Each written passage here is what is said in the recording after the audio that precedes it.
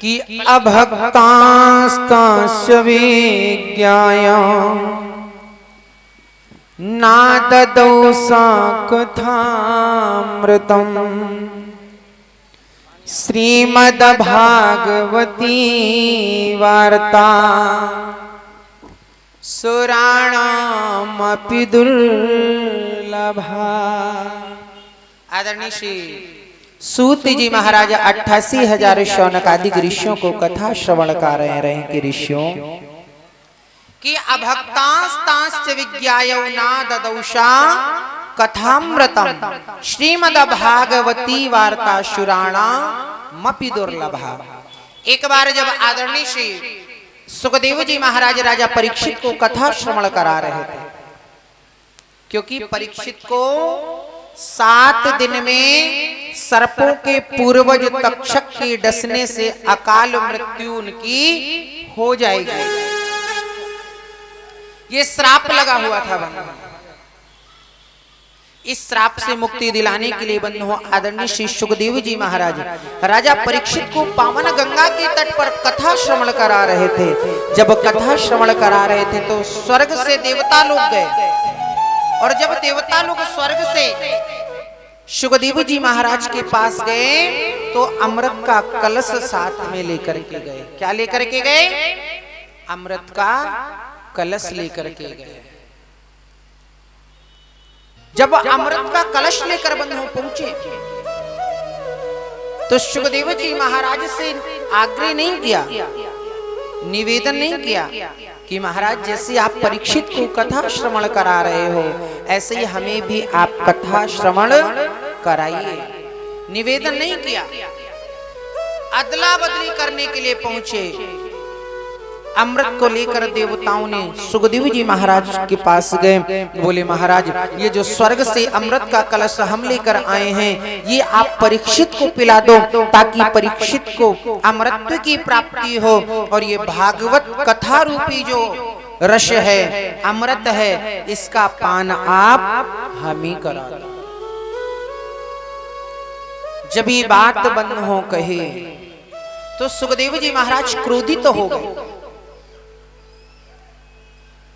और क्रोधित होने के पश्चात में डांट के भगा दिया।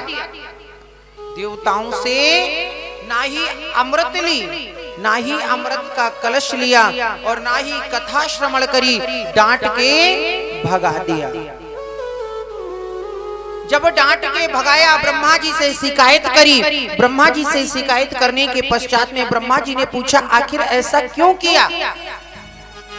तो ब्रह्मा जी ने सत्यलोक में बंधु ब्रह्मलोक में तराजू बांधा, एक पल्ले पर समस्त पुराणों को, इतिहासों को, उपनिषदों को, वेदों को, शास्त्रों को रखा, और एक पल्ले पर केवल श्रीमद्भागवत जी को विराजमान किया। कि लघुन्यन्यानि जातानि गौरवेण इदं महत् तदा ऋषिगणा सर्वे विस्मयं परमं ययो। कि लघुन्यन्यानि जातानि, मान लो 2 पड़ले हैं, तराजू के 2 पड़ले हैं, तो जिसमें अत्यधिक वजन होगा वही पल्ला तो नीचे होएगा ना, है? तो एक पल्ले पर तो समस्त पुराणों को, उपनिषद, शास्त्र, वेदों को रखा, और एक पल्ले पर केवल श्रीमद्भागवत जी को विराजमान किया। लेकिन जिस पल्ले पर समस्त साधनों को रखा, समस्त वेद, पुराण, उपनिषदों को रखा, वो पल्ला तो बंधु ऊपर हो गया, और श्रीमद्भागवत जी का पल्ला नीचे हो गया।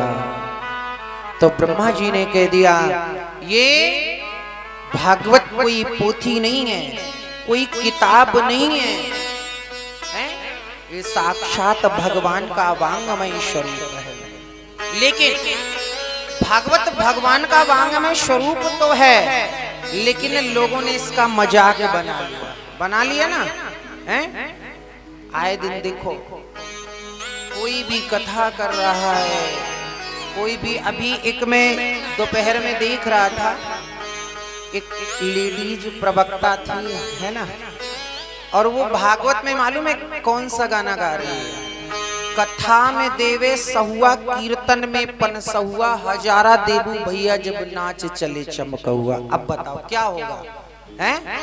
ये कथा हो रही है कि नौटंकी हो रही है? हैं? लोगों की आस्था क्यों कम हो रही है? इसी वजह से हो रही, क्योंकि लोग सही कहते हैं कि अब धंधा बना लिया है, धर्म का प्रचार प्रसार अब नहीं होता है। अब क्या वास्तविकता, इसको बिजनेस लोगों ने बना लिया, धंधा बना लिया। कल तक बेचारे भैंस चरा रहे थे, बोले कुछ नहीं है, कोई कार नहीं, बोले ऐसा है किसी व्यास जी का साथ पकड़ लें, साल 6 महीने उनकी लंगोटी धोएंगे, फिर स्वयं व्यास जी बन जाएंगे, है ना? ऐसा होता है। तो इसीलिए हमारा धर्म, देखिए हमारा धर्म, हमारे धर्म का लोग मजाक कर रहे हैं।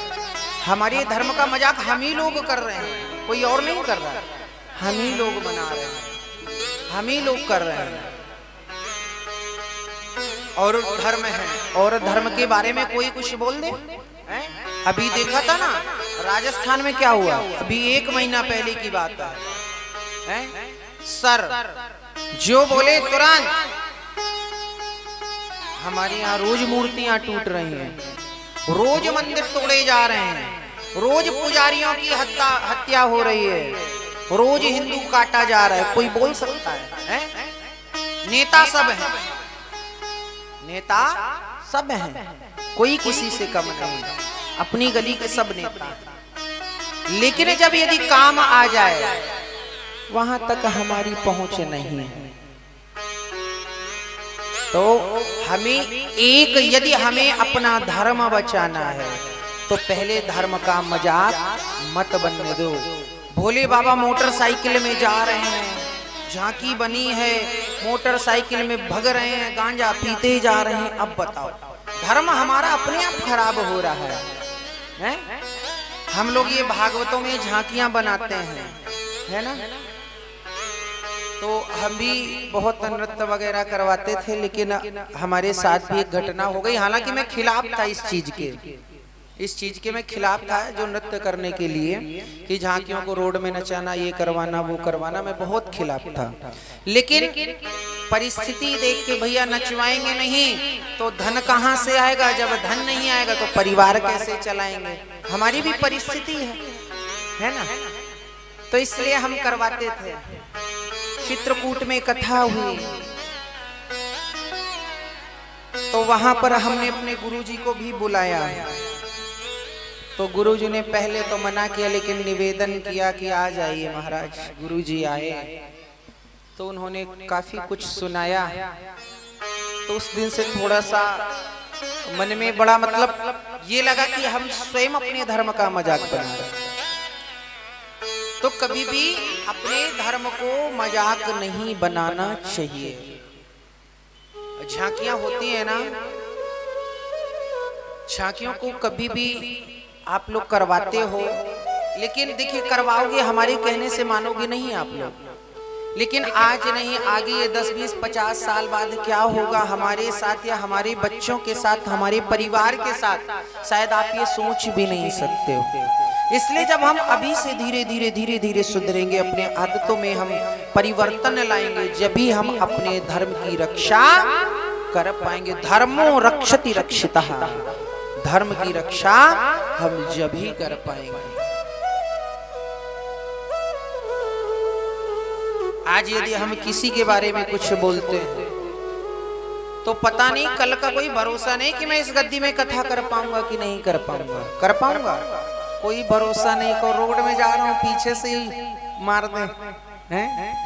रात्रि में ही कोई 10-20 लोग आके 1, 2, 3 कर दे। तो इसलिए कहने का मतलब हमें अपने धर्म की रक्षा करनी चाहिए। तो आगे कह रहे हैं कि अभक्तांस्तांश्च विज्ञायौ न ददौषा कथामृतम। भागवत को कभी भी पोथी या किताब नहीं समझना चाहिए। भागवत साक्षात, क्योंकि जिस समय भगवान वैकुंठ धाम के लिए जा रहे थे, उद्धव जी महाराज टकटकी लगा के खड़े हैं, सारथी खड़े हुए हैं, तो वो देख रहे थे भगवान जाएंगे तो देखेंगे, क्योंकि इनकी जो दिव्य ज्योति है वैकुंठ जाते देखेंगे। लेकिन बंधुओं, भगवान श्री कृष्ण के शरीर से वो दिव्य ज्योति निकलकर श्रीमद् भागवत जी में लिप्त हो गई थी। इसलिए भागवत स्वयं भगवान का स्वरूप है। क्या है? स्वरूप है। तो जब ब्रह्मा जी ने बंधुओं बताया तो देवताओं ने कहा ठीक है महाराज, लेकिन कम से कम हमें भागवत तो श्रवण करा देते। बोले भागवत श्रवण कैसे करा देते? कि क्वा क्वाचा क्वमडिर महा, कि भागवत क्या है? भागवत एक मणि है। क्या है? मणि है। और जो स्वर्ग का अमृत है ये क्या है? कांच। तो कांच की और मणि की कभी भी अदला बदली नहीं हो सकती। कि हो सकती है? नहीं हो सकती है। कि दित्याय भूमौ पशवौ निधाना कारुण्यतावा दितकर्ण भूमौ। आगे आदरणीय श्री सूत जी महाराज शौनकादिक ऋषियों से कह रहे हैं, ऋषियों आज के समय में चल क्या रहा है कि तरुणी प्रभुता गे हैं, शाल को बुद्धिदायका,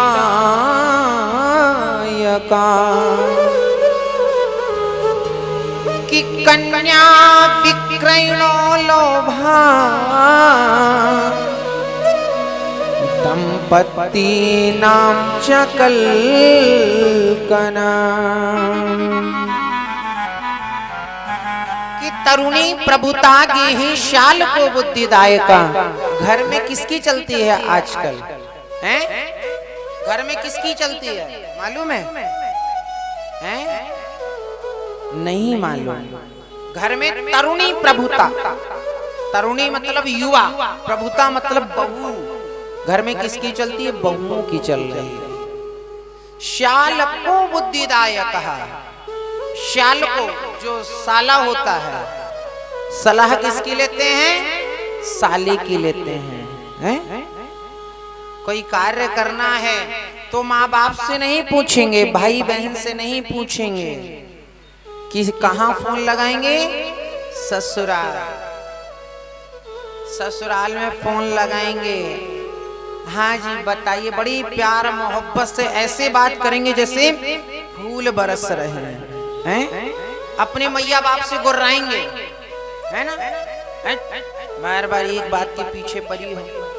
और यदि ससुराल से फोन आ जाए तो फिर कहना क्या? ये कहेंगे आज का दिन इतना अच्छा गया है। और कहीं साली या सरहज का फोन आ जाए तो लगेगा कि 1100 का प्रसाद चढ़ा दे जाके, हैं? तो शाल को बुद्धिदायका। यदि हमें सलाह लेनी है तो कहां? बोले ससुराल में फोन करेंगे, ससुराल से सलाह लेते हैं। कि कन्या विक्रय लोभा, और जो कन्या है उनका क्रय विक्रय हो रहा है। क्या हो रहा है?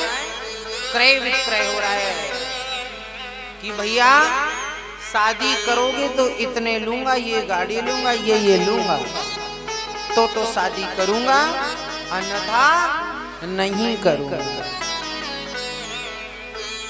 तो कन्या का क्रय विक्रय होने लगा। दंपति नाम च कल्कनम। और यदि हमें किसी से विद्या लेनी है, विद्या अर्जित करनी है, तो जब तक धन नहीं है तब तक हम विद्या अर्जित नहीं कर सकते हैं। कर सकता है कोई? है? नहीं कर सकता। धन पहले चाहिए, पैसे पहले चाहिए, उसके बाद ही एडमिशन होएगा। नहीं आप रोज कॉलेज या स्कूल के चक्कर काटते रहो। लेकिन पहले हमारे यहाँ पर ऐसा नहीं था। गुरुकुलों में फ्री शिक्षा मिलती थी, फ्री भोजन मिलता था, फ्री रहने के लिए मिलता था। लेकिन आज के समय में धन दोगे तो सारी व्यवस्थाएं हैं और धन नहीं दोगे तो कोई व्यवस्थाएं नहीं है।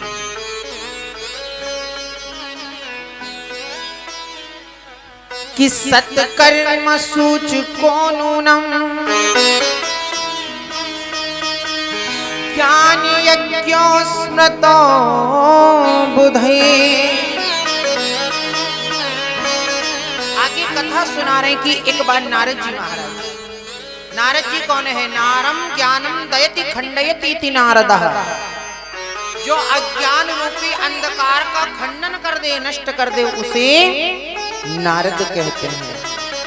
नारद जी महाराज बेचारे विचरण कर रहे थे, तो जब विचरण करते करते कालिंदी के पावन तट पर पहुंचे तो क्या देख रहे हैं कि एक नव युवती बैठी हुई है, अगल बगल तो वृद्ध पुरुष उसके अचेत अवस्था में लेटे। जब नारद जी ने देखा तो मन में विचार आया, ये कौन है? अगल बगल उसकी असंख्य स्त्रियां, कोई चमर डुला रही है, कोई पंखा जल रही है, कोई जल लिए है, जल पिला रही है उस युवती को। कोई युवती कोई उसको शांत करवा रहा है, लेकिन वो युवती बन्नो बेचारी रो रही है। और जो दोनों वो अचेत अवस्था में दो पुरुष पड़े थे, कभी एक पुरुष के अंक में लिपट जाए, कभी दूसरे पुरुष के अंक में लिपट जाए, और रुदन कर रही है, बार बार उनको उठाने का प्रयत्न कर रही है, उठाने का प्रयास कर रही है, लेकिन वो दोनों उठ नहीं रहे। जब नारद जी ने ये देखा तो नारद जी महाराज को थोड़ा सा कष्ट हुआ, क्योंकि संत है। संत कैसा होता है? संत हृदय नवनीत समाना। संत का हृदय ताजे मक्खन के समान होता है। ऐसा नहीं कि कपड़े तो पहन लिए गेरुए, मन घूम रहा है इधर उधर। संतों के कोई लक्षण नहीं है, भेष केवल संतों का बनाए हैं। तो ऐसा कभी भी संत नहीं बनना चाहिए। गृहस्थ जीवन अपनाओ, गृहस्थ में रहो, सबसे अच्छा। लेकिन यदि संत बनो, ब्रह्मचारी बनो, तो पूर्णतया उन धर्मों को निभाना चाहिए। तो जब नारद जी महाराज ने उस युवती को देखा तो नारद जी का मन हुआ कि उस युवती के पास हमें जाना चाहिए और उस युवती से हमें उसके कष्ट का, कि आखिर क्यों रुदन कर रही है, कारण तो बता। नारद जी बेचारे थोड़े से आगे बढ़े, मन में विचार आया, अरे मैं एक संत हूँ, कहीं ऐसा ना हो वो स्त्रियां हमें डांट के फटकार के भगा दें। अरे बाबा जी तेरा यहाँ क्या काम है, तू निकल यहाँ से। जब ये बात उस युवती ने देखा कि संत आने का प्रयत्न तो किया, लेकिन पुनः वापस चले गए। तो आज उस युवती ने नारद जी महाराज को बुलाया कि भो भो साधो क्षणम तिष्ठा मच्चिंतामपि नाशया।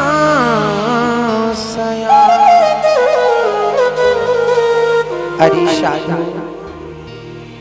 आप कुछ क्षण के लिए यहाँ पर आओ। मच्चिंतामपि नाशया, और जो हमारी चिंताएं हैं, जो हमें कष्ट है, इस कष्ट का निवारण करो। बेचारे नारद जी महाराज पहुंचे। नारद जी ने उस युवती से, उस स्त्री से पूछा कि अरे देवी आप कौन हो, आपका क्या नाम है? तो उस युवती ने कितना सुंदर बताया, बोल रही है कि महाराज मेरा नाम भक्ति है। क्या है? भक्ति।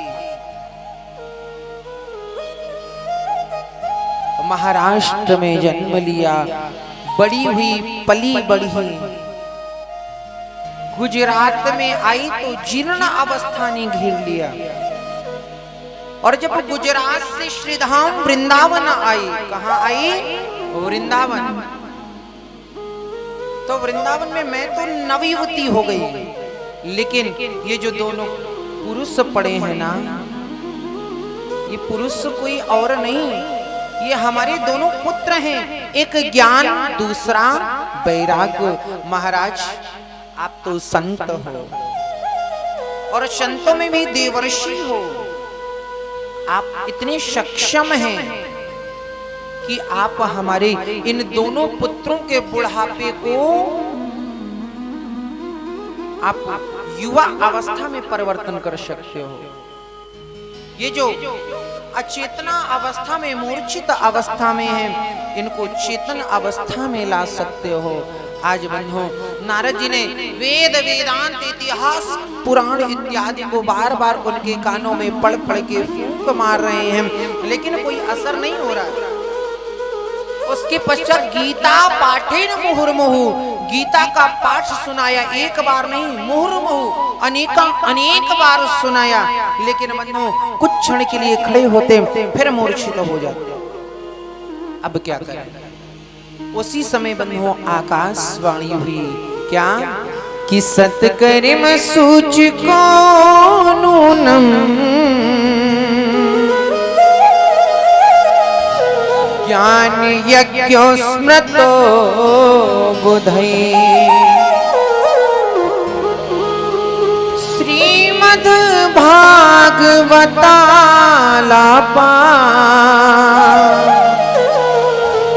सातु गीता सुकादिभी। कि अरे नारद, सत्कर्म सूचको नूनम, यदि इन ज्ञान और वैराग्य के बुढ़ापा को आप नष्ट करना चाहते हो, इनको चेतना अवस्था में, इनकी मूर्छित अवस्था को नष्ट करना चाहते हो, तो सत्कर्म करो। क्या करो? सत्कर्म। समझ में आ रहा है नहीं आ रहा है जी? कि मुंडी हिला रहे हैं, आ रहे हैं ना? ध्यान से सुनना, नाए दोबारा बोल देना कि नहीं महाराज हमारी समझ में नहीं आया, ठीक है? दोबारा सुनाएंगे, कोई बात नहीं। दिन अपना रात अपनी, है ना? सब अपना ही अपना है, सुनाते चलेंगे। आप बैठे रहो, हम सुनाते रहेंगे, लेकिन समझ में आ जाए, है ना? क्योंकि अब अगली बार, है ना, तो इसलिए कि सत्कर्म सूचको नूनम। हे नारद, सत्कर्म करो। क्या करो? सत्कर्म करो। तो नारद जी महाराज के मन में भाव आया कि मैं उतनी देर से गीता, पुराण, इतिहास, उपनिषद, शास्त्र सब सुना रहा हूं, तो क्या ये सत्कर्म नहीं है? है या नहीं है? आप ऐसे बैठे हो जैसे जबरदस्ती लाए गए हो, हैं? पकड़ पकड़ के लाए गए हो क्या? भूख भूख लग रही हो तो बताओ, चाय की हुड़क लग रही हो, जैसे शाम के इस समय चाय पीने की आदत होती है ना, है ना? हमारी नहीं, आप लोगों की। हमें मिल जाए तो, ना मिले तो ठीक है, 12 मासी सदा बहार एक से रहते हैं हम तो, है ना? तो अगर समझ में आए तो बोल दिया करो, है ना? तो सत्कर्म क्या है? नारद जी के मन में भाव आया, उतनी देर से मैं ये सब सुना रहा हूँ, गीता, पुराण, उपनिषद, वेद, शास्त्र सब सुना दिए, ये सत्कर्म नहीं है। तो बोले सत्कर्म क्या है? श्रीमद् भागवतालापा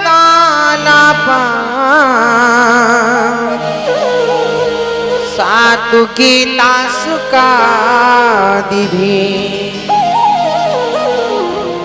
ये जो वेद, पुराण, इतिहास आपने सुनाए ना, एक वृक्ष है। क्या है? वृक्ष है। और जो भागवत है वो है फल। क्या है? फल। अब ये बताइए, फल खाओगे या वृक्ष खाओगे? क्या खाओगे? हैं? फल खाओगे ना? शायद कुछ लोग वृक्ष ही खा लें, फल खाएंगे। तो ऐसे ही सत्कर्म, यदि इनके ज्ञान और वैराग्य के बुढ़ापे को आप दूर करना चाहते हो तो आप इनको श्रीमद् भागवत कथा का श्रवण कराओ। आज जब ये आकाशवाणी हुई, नारद जी ने डिंडोरा पिटवाया कि ज्ञान और वैराग्य के बुढ़ापे को दूर करने के लिए मैं श्रीमद् भागवत महापुराण श्रवण कराऊंगा। सभी ऋषि मुनि, ज्ञान वैराग्य, माता भक्ति सब आज भागवत श्रवण करने के लिए वहीं पर विराजमान हो रहे हैं। इधर एक प्रश्न और कर दिया कि महाराज एक हमारा प्रश्न और है कि ये बताइए, चलिए ठीक है भागवत आप श्रवण कराएंगे, भागवत से ज्ञान और वैराग्य का बुढ़ापा दूर हो जाएगा, ये युवा अवस्था को प्राप्त हो जाएंगे, तो भागवत से और क्या क्या प्राप्ति होती है? क्या भागवत श्रवण करने से या उसका पाठ करने से और किस किस की प्राप्ति होती है? क्योंकि जब तक आज के समय में लोभ का लाभ नहीं रहेगा तब तक भक्ति नहीं करेंगे, मंदिर कभी नहीं जाएंगे। हैं? कोई काम करवाना हो ना तो भोले बाबा में ऐसा सर पटकेंगे कि इनसे बड़ा कोई भक्त है ही नहीं, है ना? तो आज का कलयुग है, कलयुग में लोभ का लाभ जब तक नहीं चाहिए, लोभ है लाभ भी चाहिए, तभी हम भक्ति करेंगे, अन्यथा 2 रुपए की धूप बत्ती हम क्यों लगाएं? 2 रुपए अपनी जेब में डालेंगे, हैं? तो आज कितना सुंदर कह रहे हैं कि हे मानव कृतस्तु सर्वदा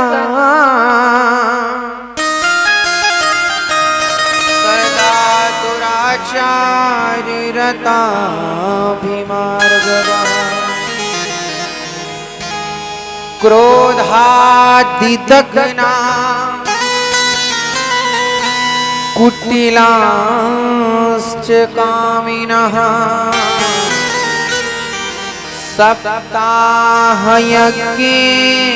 कलौ पुनन्ति ते। हे मानव पाप कृतस्तु सर्वदा, जो व्यक्ति जीवन पर्यंत पाप कर्म करता है, चोरी करता है, छल करता है, कपट करता है,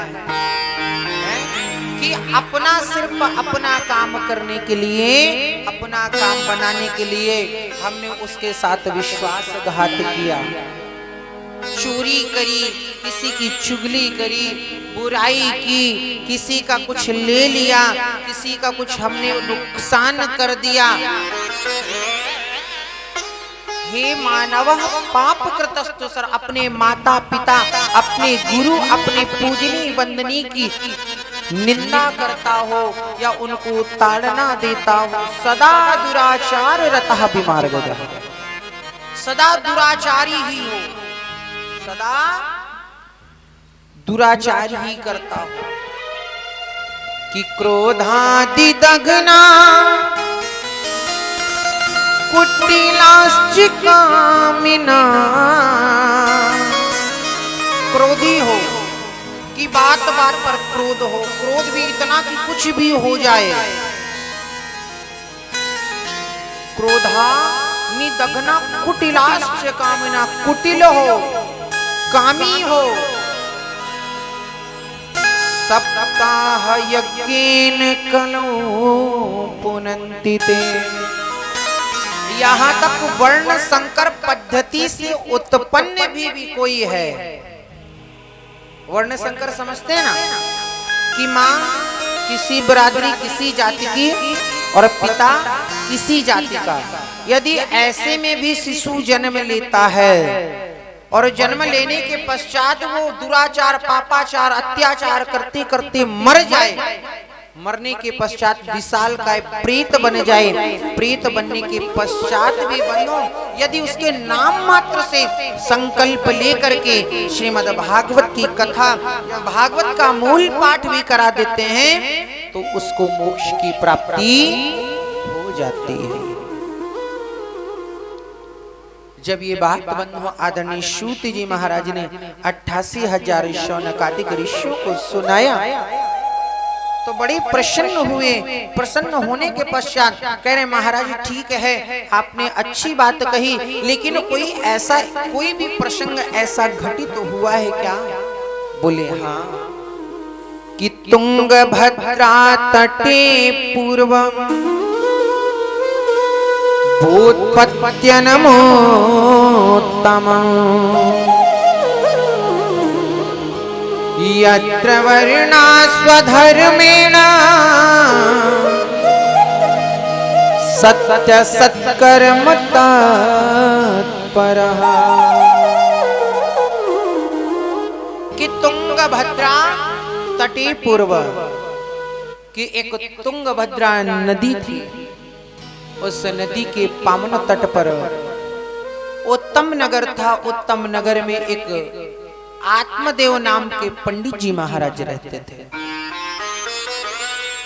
पंडित जी महाराज बहुत ही विद्वान थे, कर्मकांडी, मित्यव्ययी में बहुत ही प्रवीण थे, भगवान के बहुत भक्ति भी थे। बंधु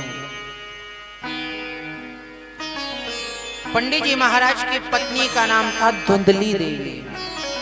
यथा नाम तथा गुण, जैसे उनका नाम था वैसे ही उन धुंधली के गुण थे। बंधु पंडित जी महाराज के यहाँ पर सब थे, सारे साधन थे, लेकिन पुत्र उनके कोई भी नहीं था।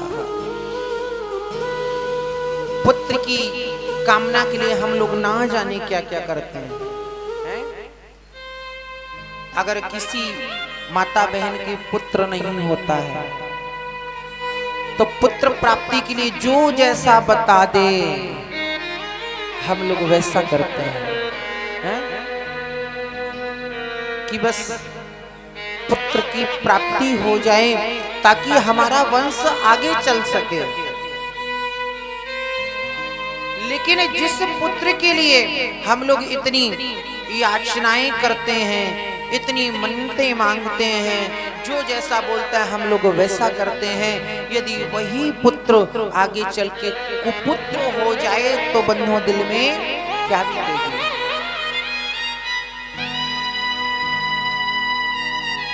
आज धुंधकारी धुंधली देवी के मन में भाव आया कि हमारे पति तो चले जाते हैं बेचारे अपने यजमानों के यहाँ पूजा कर्म अनुष्ठान यज्ञ इत्यादि करवाने, और हम घर में खाली पड़ी रहती हैं, हमें कुछ तो कुछ करना चाहिए ना। तो धुंधली का क्रम जैसे आत्मदेव जी महाराज गए, आत्मदेव जी महाराज के जाते ही कभी पड़ोसन से हंस बतला लेना, कभी उनसे झगड़ा कर लेना, कभी कोई चर्चा कर लेना, कभी किसी की बुराई करना, इसी में बंधुओं दिन रात लगी रहते थे। और जब आत्मदेव जी महाराज आते थे तो ऐसे हाथ जोड़कर खड़ी होती थी कि शायद इससे ज्यादा पतिव्रता कोई नारी नहीं होगी। अब एक दिन आत्मदेव जी महाराज के मन में भाव आया कि हमारी संतान नहीं है, हमारी पुत्र नहीं है। अब जो भी हो जाए जंगल में जाऊंगा, भगवान का भजन करूंगा और वहां से पुत्र की प्राप्ति करके लाऊंगा। क्यों? क्योंकि बंधुओं आत्मदेव जी का अंतःकरण बिल्कुल निर्मल है, पवित्र है। कि निर्मल मन जन सो मोहि पावा, निर्मल मन जन सो मोहि पावा। निर्मल मन जन सो मोहि पावा। निर्मल मन जन सो मोहि पावा। मोहि कपट छल छिद्र न भावा। मोहि कपट छल छिद्र न भावा। निर्मल मन जन सो मोहि पावा। निर्मल मन जन सो मोहि पावा। ओ श्री राम जय राम जय जय राम। श्री राम जय राम जय जय राम। ओ श्री राम जय राम जय जय राम। श्री राम जय राम जय जय राम। बोलो श्री राम जय राम जय जय राम। श्री राम जय राम जय जय राम। ओम श्री राम जय राम जय जय राम। के बंधुओं, आत्मदेव जी महाराज आज घर से वन की ओर चल दिए। वन में गए बंधुओं, तो वन में आज रुदन कर रहे हैं, रो रहे हैं। जब आत्मदेव जी महाराज बंधुओं रो रहे थे, तो उसी समय कुछ संत जन आए, ऋषिगण आए। जब उन संतों ने आत्मदेव जी महाराज को रोते हुए देखा, तो हृदय बंधुओं पिघल गया। आज उन संतों ने आत्मदेव जी को पहचाना और पहचान के कह रहे, अरे ये तो ब्राह्मण देवता हैं। क्यों? क्योंकि इन्होंने यज्ञोपवीत धारण कर रखा है। और वो संत आत्मदेव जी महाराज से कह रहे हैं, अरे ब्राह्मण देवता कि कथम रोदसी विप्रता काति चिंता बलियसी। पदत्वं सत्वरं मह्यं स्वस्य दुःखस्य कारणं।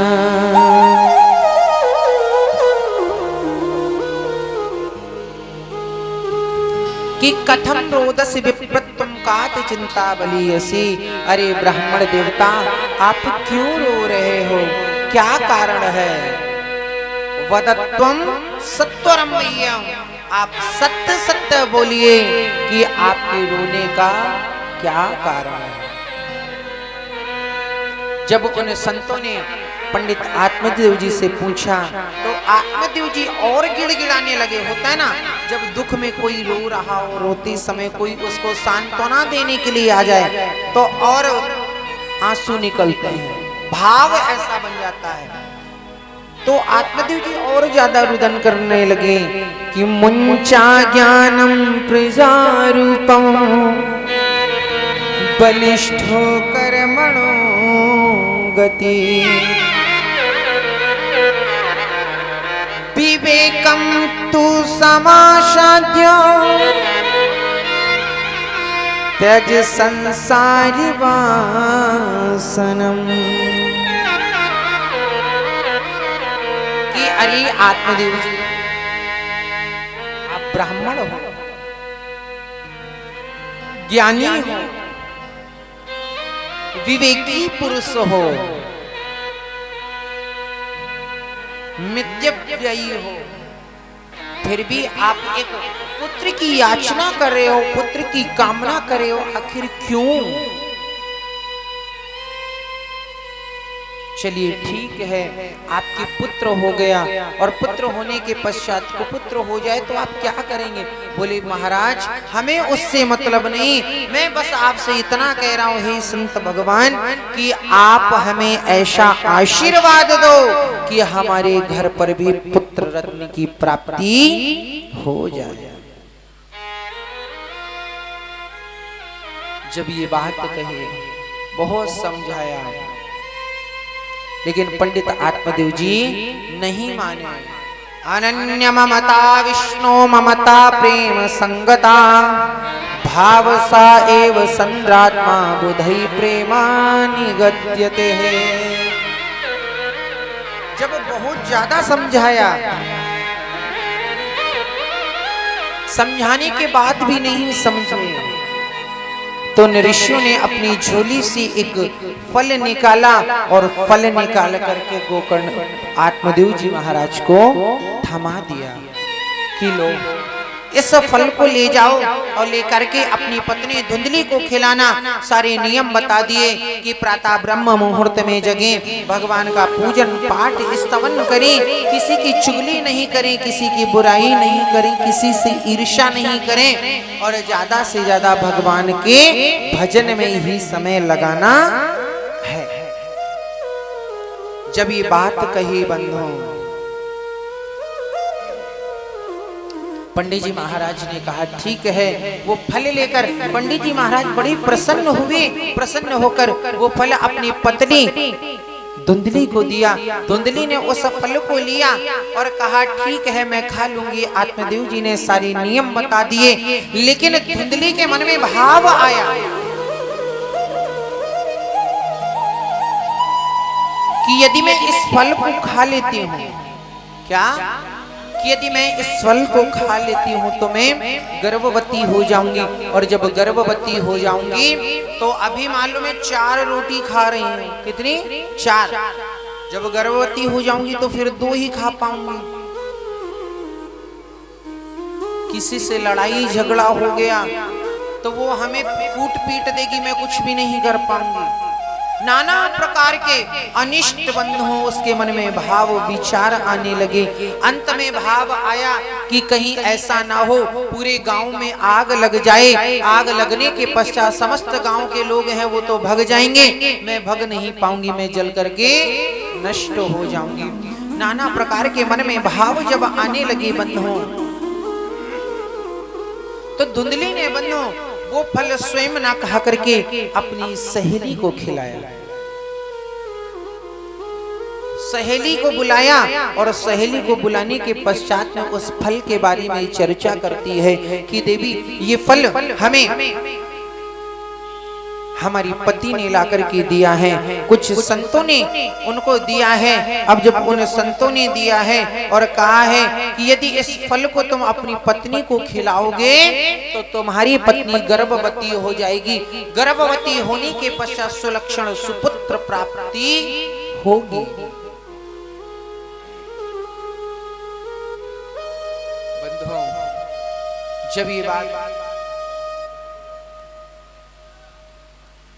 जब ये बात बंधु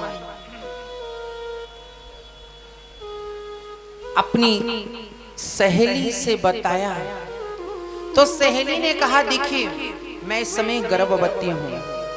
क्या?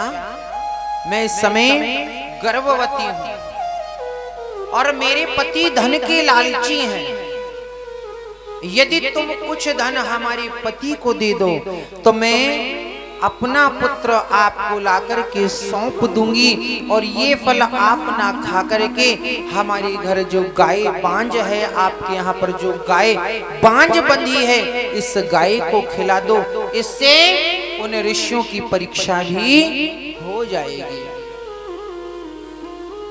उस गाय को बंधुओं उन दोनों ने फल खिलाया। समय अनुसार बंधुओं उस सहेली के पुत्र हुआ। सहेली ने वो पुत्र लाकर के धुंधली को दिया। धुंधली ने अपने पति आत्मदेव से कहा कि स्वामी हमारी पुत्र हुआ, हमारी पुत्र हुआ। बड़ा प्रसन्न है आत्मदेव जी महाराज। डिंडोरा पिटवाया, हर्ष उल्लास मनाया, आनंद उत्सव मनाया। कुछ समय पश्चात बंधुओं आज जब उन धुंधली और धुंधली की सहेली ने उस गाय को जो फल खिलाया था, उस फल के कारण कुछ समय पश्चात गाय को भी एक सुंदर सा बालक जन्म देता है। पूरा शरीर मानव का है, कान केवल गाय की। आज बंधुओं दोनों का हर्ष उल्लास उत्सव मनाने के पश्चात में पंडित आत्मदेव जी महाराज ने नामकरण संस्कार रखना प्रारंभ किया। मन में भाव आया कि मेरा नाम आत्मदेव है, अपने पुत्र का नाम परमात्मा देव रखूंगा। लेकिन धुंधली कहने लगी नहीं। 9 महीने गर्भ में किसने रखा? हमने रखा। 9 महीने कष्ट किसने सहा? हमने सहा। और नाम आप अपने जैसा मिलता जुलता रखोगे, ऐसा नहीं होगा। नाम हमसे ही मिलता जुलता रखेगा।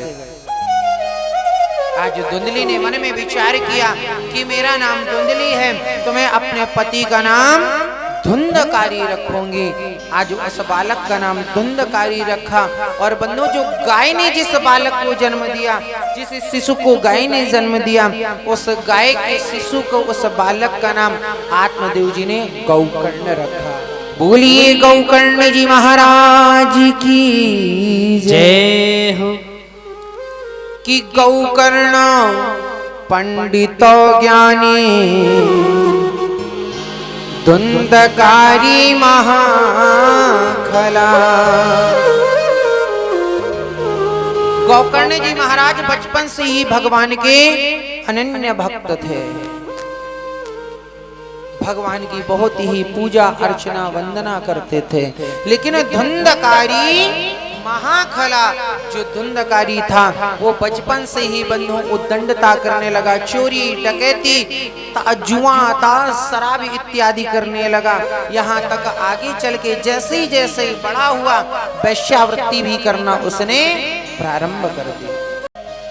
घर में जितना भी स्वर्ण चांदी आभूषण जो कुछ भी था, सब बंधुओं आज वो धुंधकारी ले जाके जुए में सब कुछ हार जाता था।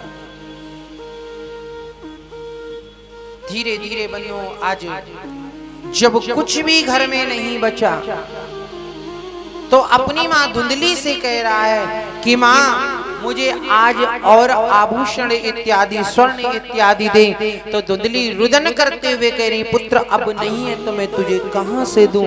आज बंधुओं धुंधली को ताड़ना दे। धुंधली की पिटाई करने के पश्चात में आज धुंधली से कह रहा है कि शाम तक आऊंगा, यदि तूने स्वर्ण आभूषण की व्यवस्था नहीं की तो तेरी मैं जलती हुई लकड़ी से खबर लूंगा। कि जो माँ एक पुत्र की याचना के लिए, पुत्र प्राप्ति के लिए ना जाने कितने उपाय किए, ना जाने कितने देवी देवताओं को पूजा, ना जाने कितनी स्तुतियां की, आज वो पुत्र अपनी माँ से कह रहा है कि यदि तूने स्वर्ण आभूषण हमारे लिए शाम तक नहीं दिए तो तेरी जलती हुई लकड़ी से खबर। आज धुंधकारी के मानो ऐसा हुआ कि उसकी छाती ही फट गई। धुंधकारी चला गया। धुंधकारी जब बंद हो गया, इधर रात्रि के समय में धुंधली अपने कक्ष से निकली और निकल के बंधुओं एक बाहर कुआं था, उस कुएं में जाकर के अपने प्राणों का परित्याग धुंधली ने कर दिया। गौकर्ण जी महाराज तो भगवान की भक्ति में लीन रहते थे। इधर प्रातः हुआ, मालूम हुआ धुंधली ने कुएं में जाकर के अपनी जान को गवा दिया। उनके कर्म इत्यादि किए गए, कर्म करने के पश्चात में बंधुओं आज आत्मदेव जी महाराज विराजमान हैं। उसी समय धुंधकारी आता है, हाथ में मदिरा लिए हुए है और मदिरा का वहीं घर के अंदर ही पान कर रहा है।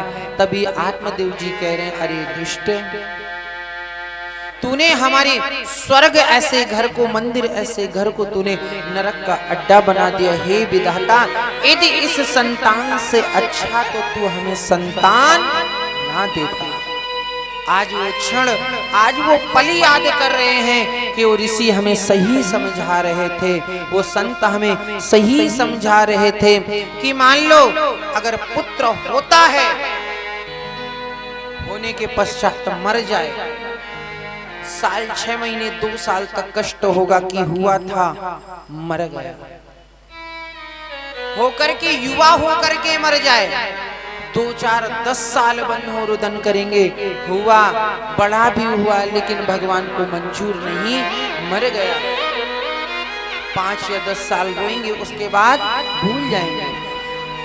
लेकिन यदि पुत्र बड़ा होकर कुपुत्र निकल जाए तो बंधु माता पिता को पूरे जीवन काल तक रुलाता है।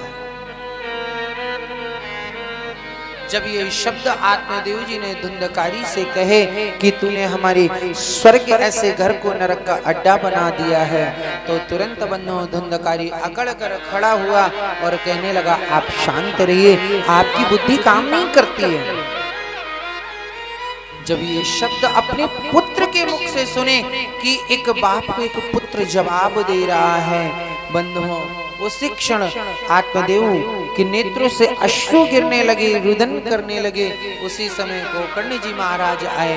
गोकर्ण जी महाराज ने बड़े भाव से हाथ जोड़ के कहा, पिताजी आप क्यों रुदन कर रहे हो, क्या कारण है? बताया। जब सब कुछ बताया, बताने के पश्चात में बंधु आज रात्रि भर गोकर्ण जी महाराज ने अपने पिता आत्मदेव को उपदेश दिया। उपदेश देने के पश्चात ब्रह्म मुहूर्त में आत्मदेव जी महाराज अपने महल से, अपने घर से निकल करके सीधे वन में गए। वन में जाकर के श्रीमद् भागवत के 10वें स्कंद के उत्तरार्ध का पाठ किया और भगवान के परम धाम को प्राप्त हो गए।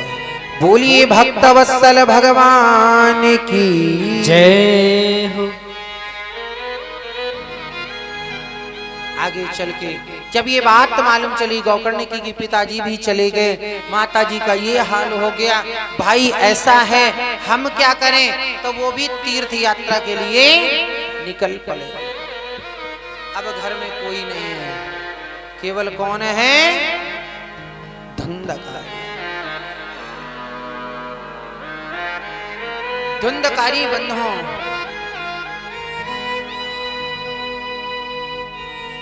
प्रातः जगता और जगने के पश्चात रात्रि तक बंधुओं उसका यही क्रम रहता था कि हमें क्या करना है क्या नहीं करना है।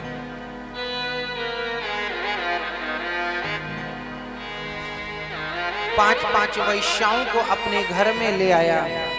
1-2 बार राजा ने पकड़ा, लेकिन राजा छोड़ देता था कि कोई बात नहीं, ब्राह्मण पुत्र है, इसको छोड़ दें। जब बंधु 2-4 बार छोड़ा, 5 वैश्याओं को घर ले आया। घर लाने के पश्चात में उन वैश्याओं ने बहुत सा धन एकत्रित कर लिया। धन एकत्रित करने के पश्चात में मन में भाव आया कि ऐसा करें, अब इस धन को लेकर के हम लोग चलते हैं। क्यों?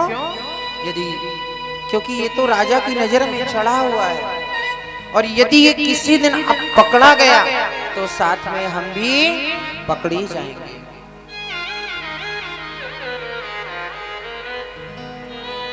उन वैश्याओं ने सोते हुए धुंधकारी को 4 पाई में रस्सी से जकड़ कर बांधा।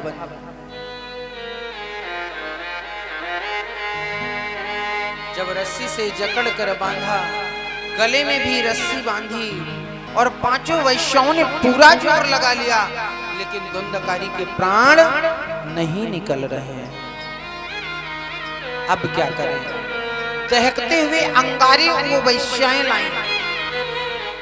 दहकते हुए अंगारे बंधु उन वैश्याओं ने लाकर के उसके छाती में, उसके मुख में डाले, और डालने के पश्चात में बंधु तड़प कर जब धुंधकारी मर गया, मरने के पश्चात में उन वैश्याओं ने एक जमीन में, पृथ्वी में गड्ढा खोदा। उस गड्ढे में धुंधकारी को गाड़ के और जितना भी माल, स्वर्ण आभूषण इत्यादि जो भी था सब लेकर के चले गए।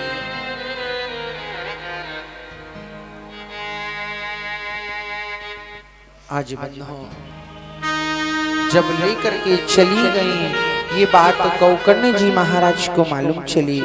गोकर्ण जी ने गया में पिंडदान किया, श्राद्ध किया, यहाँ तक वो बेचारे जहाँ जहाँ भी जाते वहाँ वहाँ पिंड दान श्राद्ध अवश्य करते थे कि मोक्ष की प्राप्ति हो, सदगति की प्राप्ति हो। एक दिन विचरण करते करते गोकर्ण जी महाराज अपने गांव में आए। जब गांव में आए तो क्या देख रहे हैं, जहां पर आत्मदेव जी महाराज का महल था वहां पर सब चील अखड़ पड़ा हुआ है, सब टूटा फूटा पड़ा हुआ है। बेचारे ने गोकर्ण जी महाराज ने थोड़ी सी जगह साफ की, अपना आसन लगाया और अपना आसन लगाकर जैसे ही बंधु विश्राम करने लगे, विश्राम जैसे ही करने लगे उसी क्षण बंधु क्या देख रहे हैं, एक डरावने सा आवाज आए। कभी किसी का प्रतिबिंब सामने आ जाए, कभी किसी का प्रतिबिंब सामने आ जाए। गोकर्ण जी महाराज पूछ रहे हैं आप हैं कौन, जो बार बार डराने की कोशिश कर रहे हैं, लेकिन वो कैसे बोले। गोकर्ण जी ने कमंडल से जल लिया, अभिमंत्रित करके जैसे बंधु छींटे मारे, तो जैसे ही छींटे मारने के पश्चात में आज वो जो प्रेत बना हुआ जो विशाल का है, बार बार प्रतिबिंब दिखा रहा है, बार बार आवाज आ रही है, वो प्रेत बना धुंधकारी हाथ जोड़ के कह रहा है भैया अहम भ्राता त्वदीयोऽस्मि धुंधकारीति नामता, कि भैया मैं आपका भाई हूं। अहम भ्राता त्वदीयोऽस्मि, मैं आपका भाई हूं। धुंधकारीति नामतः, मेरा नाम धुंधकारी है। और भैया हमें बड़ा कष्ट हो रहा है, इस योनि को प्राप्त करके हमें बड़ा कष्ट हो रहा है, मैं श्वास भी नहीं ले पा रहा है। यदि आप कोई कृपा कर दें तो हमें इस योनि से मुक्ति अवश्य दिलाएं। आज गोकर्ण जी कह रहे हैं ठीक है तुम चिंता मत करो, रात्रि में विचरण करो, सुबह होते ही मैं तुम्हारे इस योनि से मुक्ति पाने के लिए कोई न कोई उपाय अवश्य करूंगा। प्रातः हुआ, समस्त ग्रामवासियों को मालूम हुआ कि गोकर्ण जी आए हैं, गोकर्ण जी आए हैं। समस्त ग्रामवासी आए, आकर के गोकर्ण जी महाराज को प्रणाम किया कि अभिवादन शीलस्य नित्यं वृद्ध्योपसेविना चत्वारि तस्य वर्धन्ते आयुर्विद्यायसो बलान्। और बंधुओं हमें भी हमसे जो बड़े हैं, हमारी जो पूजनी है, उनको हमें अवश्य प्रणाम करना चाहिए। मालूम है चत्वारि तस्य वर्धन्ते, चार चीजें बढ़ती हैं, आयु, विद्या, यश और बल। तो जब समस्त ग्रामवासियों ने प्रणाम किया, प्रणाम करने के पश्चात में बंधुओं समस्त गांव को रात्रि की जो घटित बात थी उस बात को बताया कि ये घटना हुई है हमारे साथ। होने के पश्चात में आज उपाय जब पूछा तो कह रहे महाराज हमसे ज्यादा आप जानते हो, हम क्या जाने, हम तो गांव के हैं। आज सूर्य भगवान की उपासना करी, सूर्य की आराधना करी। जब सूर्य भगवान की आराधना करी कि या निशा सर्वभूतानां तस्यां जागृति संयमी,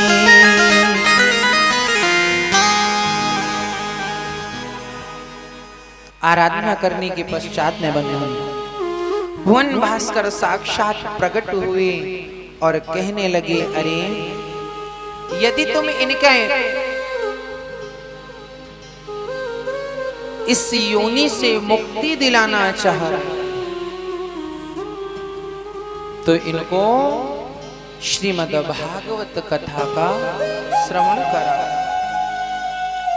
आज गोकर्ण जी महाराज ने बंधुओं श्रीमद् भागवत कथा का शुभारंभ किया। समस्त ग्रामवासी आके विराजमान हो गए, सामने का आसन बिछा दिया और आवाहन कर दिया, निमंत्रण दे दिया। अरे धुंधकारी, मैं आपके कष्ट की निवृत्ति के लिए श्रीमद् भागवत कथा कर रहा हूँ। आप जहाँ कहीं भी हो, आप यहाँ आकर विराजमान हो और कथा को श्रवण करो।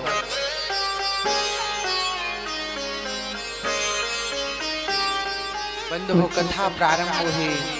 अब गोकर्ण जी जब कथा प्रारंभ करें, धुंधकारी बेचारा आया तो, लेकिन आसन में बैठ नहीं सकता। क्यों?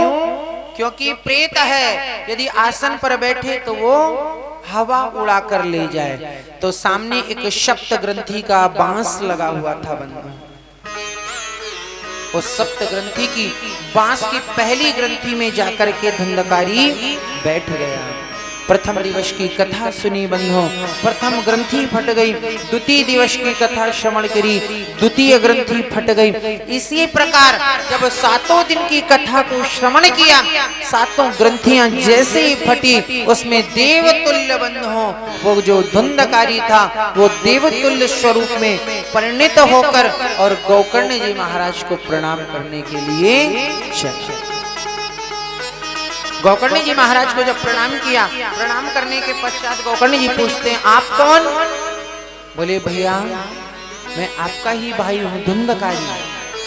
आपकी कृपा से हमें ये स्वरूप मिला है। और बंधुओं, समस्त ग्रामवासियों को देखते देखते आज भगवान का विमान आया, भगवान के पार्षद आए। पार्षदों ने आज धुंधकारी को विमान पर बिठाया और सबके देखते देखते धुंधकारी को बंधुओं बैकुंठ में लेकर के पार्षद चले गए। बोलिए भक्तवत्सल भगवान की जय हो। जब विमान में पार्षद भगवान के गण बिठा के ले जा रहे धुंधकारी को, तो बोले यहाँ पर और लोगों ने भी तो कथा सुनी है ना, केवल धुंधकारी ने ही कथा नहीं सुनी कि अत्रैव बहवा सन्ति श्रोतारो मम निर्मलः। यहाँ और एक श्रोता है ना, एक ही श्रोता थोड़ी है कि धुंधकारी केवल श्रोता था तो उसको आप बैकुंठ लेकर जा रहे। अरे यहाँ तो सभी श्रोता हैं। तो यहाँ पर भेद बताया कि श्रोता भी तीन प्रकार के होते हैं, श्रोता, श्रोता, सरोता। जो बिल्कुल सच्चे एकाग्र मन से सुनते कि जो हुआ सो हुआ, जो था वो था। अब हम यहाँ पर हैं, हमारा शरीर भी यहीं रहेगा और हमारा मन भी यहीं रहेगा। वो तो सच्चा श्रोता है। और दूसरा श्रोता कि बेचारे घर में तो नींद आ नहीं रही है ना, तो बोले भागवत कथा में चलते हैं। भागवत में नींद भी आती नहीं आती है, आ जाती है। भागवत कथा में चलते हैं। भागवत में आए सहारा देखा, जहां सहारा मिल जाए, सहारा लिया और एक दो नींद ले ली। ये हो गए श्रोता। और तीसरे सरोता। सरोता का काम क्या होता है? सरोता क्या करता है? तो पाड़ी जैसे काटने का काम। वो ना ही उसको काम है कथा सुनने से, ना ही उसको काम है सोने से। उसको क्या है, कभी इधर कभी उधर, ये सही नहीं वो सही नहीं, ये नहीं, अभी व्यासी ने भजन नहीं गाया, अभी ये नहीं बोला, अब वो नहीं बोला, अब ये व्यवस्था ऐसी है। मतलब उसका पूरी कथा में यही काम है, वो होता है सरोता। तो इनमें जो सच्चा सबसे है, भगवान की प्राप्ति भगवान किसे मिलते? बोले भगवान श्रोता को मिलते हैं, जो सच्चे हृदय से भगवान की कथा को श्रवण करता। आगे बंधु पुनः दूसरी बार कथा को आज गोकर्ण जी महाराज ने पुनः सुनाया। जब दूसरी बार पुनः सुनाया, पुनः सुनाने के पश्चात में बंधुओं आज सभी जितने भी यहाँ तक पशु पक्षियों की भी मुक्ति हो गई। आगे भागवत के बारे में बताया कि भागवत क्या है और भागवत श्रवण कैसे करना चाहिए, भागवत के सारे नियम बता दिए। सर्वप्रथम भागवत का कोई हमें शुभ मुहूर्त देखना चाहिए। शुभ मुहूर्त देखने के पश्चात में किसी ब्राह्मण व्यास को निमंत्रण देना चाहिए, है ना। आजकल तो सभी बैठ रहे हैं, है ना, लेकिन अपराध है बंधु, अपराध है। करने वाले को भी अपराध है और कराने वाले को भी अपराध है। तो इसलिए ब्राह्मण वक्ता को निमंत्रण देना चाहिए, उसको आदर भाव मान सम्मान से बुलाना चाहिए। वेदियों चौकियों का निर्माण होना चाहिए, नगर यात्रा कलश स्थापना होनी चाहिए, नित्य प्रति वेदियों का पूजन होना चाहिए, भागवत जी की परिक्रमा होनी चाहिए। इस प्रकार सारी नियम बता रहे थे। तो नियम बताने के पश्चात में अब बोले ठीक है, यहाँ तक तो नियम ठीक है, अब ये तो बताइए खाने पीने की व्यवस्था कैसी रहेगी। सबसे ज्यादा चिंता यही होती है ना, है? कहीं जाएंगे तो सबसे पहले एक रुकने की, खाने की दो व्यवस्था अच्छी हो और कैसी व्यवस्था है ना। तो बोले ठीक है, अब ये बताइए भोजन की क्या व्यवस्था। बोले नियम तो ये वैसे ये है, श्रोता और वक्ता दोनों को घी पीकर रहना चाहिए। क्या? घी पीकर। तो बोले महाराज रोटियां तो जैसे तैसे खाते हैं घी लगाकर, हैं? और घी पीकर ही रहेंगे तो दिन भर बैठे ही रहेंगे।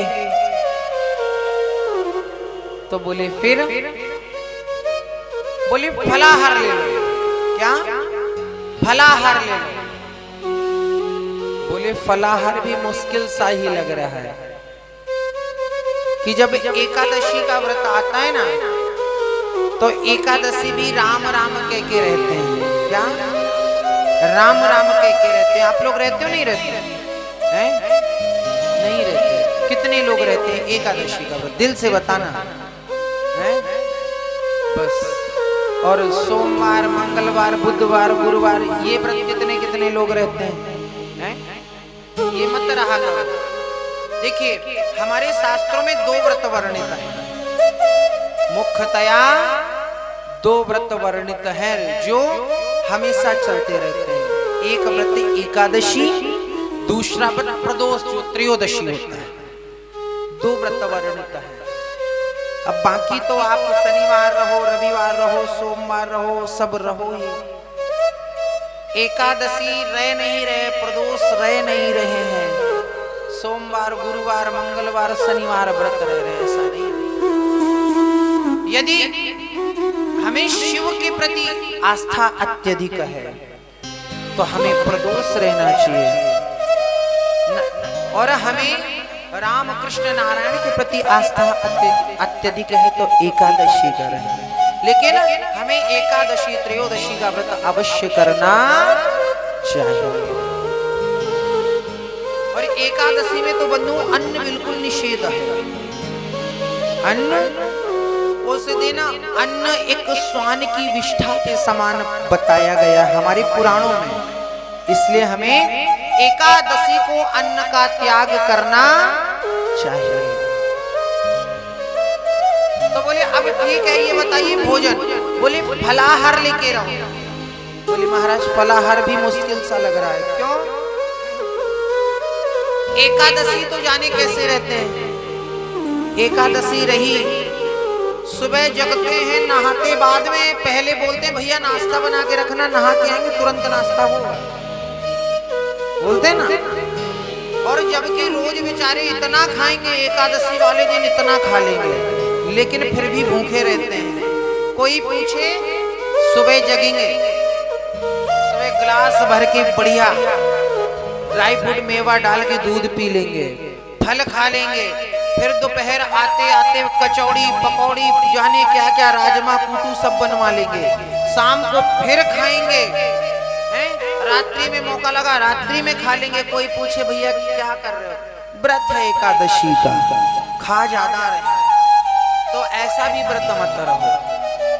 तो बोले फलाहार लेके भी व्रत नहीं रह पाएंगे, तो बोले ऐसा करो एक बार फलाहार ले लो, एक बार अन्न ले लो। बोले ऐसा भी नहीं हो पाएगा, तो बोले भोजन की व्यवस्था थोड़ी ठीक करो। तो कितना सुंदर यहाँ पर सूत जी ने कहा कि भोजनम तु वरम मन्ये कथा श्रवण कारका नोपवासं वरः प्रोक्ता कथा विघ्न करो यदि।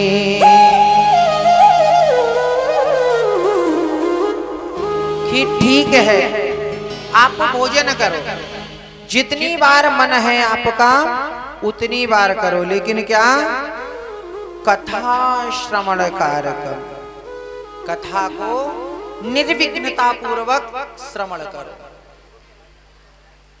ताकि हमें कथा में इतना ना खाओ कि कथा में हमें नींद आए।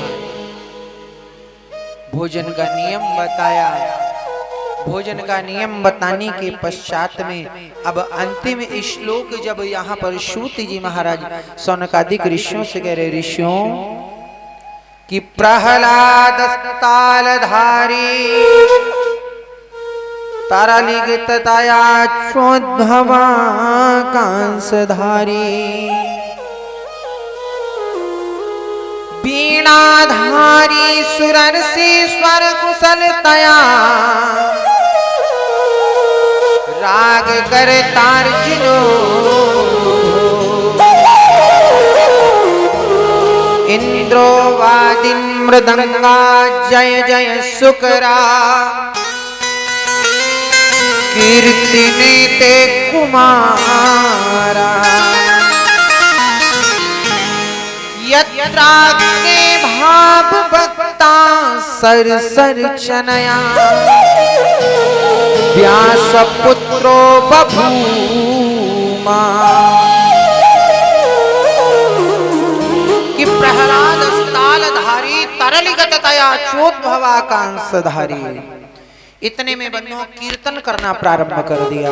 जब कीर्तन करना प्रारंभ कर दिया, प्रहलाद जी महाराज ताली बजा रहे हैं, उद्धव जी महाराज कांसा बजा रहे हैं, देवराज इंद्र मृदंग बजा रहे हैं, सनत कुमार जय जयकार की ध्वनि जय जय घोष कर रहे हैं, और संत जन हैं, संत जन सभी नृत्य कर रहे हैं। जब नृत्य कर रहे हैं तो नृत्य करते समय उसी क्षण बंधुओं भगवान नारायण का आगमन हुआ। भगवान नारायण का जब आगमन हुआ तो उन भक्तों को देख कर बंधुओं भगवान नारायण स्वयं बंधुओं आज नृत्य करने लगे। जब नृत्य करने लगे, नृत्य करते करते बंधुओं आज उन भक्तों ने देखा कि आज साक्षात परब्रह्म नारायण हमारे साथ में नृत्य कर रहा है। और बंधुओं नृत्य करने के पश्चात में आज भगवान को प्रणाम किया, आराधना की, स्तुति की। स्तुति करने के पश्चात भगवान नारायण आज कहे नहीं आप हमसे कुछ मांग लो। बोले प्रभु हमें कुछ नहीं चाहिए, भक्ति के ज्ञान और वैराग्य के बुढ़ापा को दूर किया। इनको दूर करने के पश्चात आज सबको कुछ ना कुछ दिया। भक्ति से कहा कि जाओ जो भक्त हमारी भक्ति करेगा आप उसके हृदय में जाकर के विराजमान हो जाओ। भक्ति बंधुओं भक्तों के कंठ में हृदय में जाकर के विराजमान हो गई और बड़े भाव से क्या श्री राम